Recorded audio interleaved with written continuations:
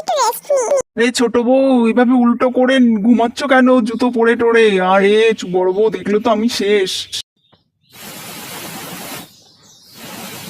আমি এখানে কাজ করে করে মরছি, রান্না করে করে মরছি, আর মহারানী দেখো ছোট কি আরামে আরাম করছে। হ্যাঁ মা, কেমন আছো বলো? এটা তোমার জামাই কিনে দিয়েছে। হ্যাঁ মা, ভালোই আছি, একটু খারাপ আছি ওই ডাইনিটার জন্য, বুঝো না, ছোটটা জ্বালায় আমাকে।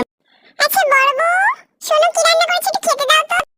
শোনো বড় বউ, কি রান্না করেছি একটু খেতে দাও, আমি একটু বেরোবো, বন্ধুদের সাথে একটু ঘুরবো, আর একটু পার্লারে কাজ আছে, বুঝেছো?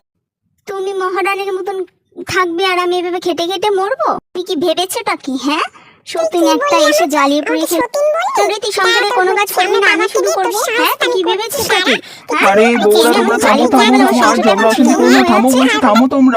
হায় ভগবান, তুই বিয়ে করে কি জ্বালায় পড়লাম আমি। আমি যাচ্ছি বাড়ি ছেড়ে, তোমরা যা খুশি তাই করো, চুলোচুলি করে মরো এবার তোমরা।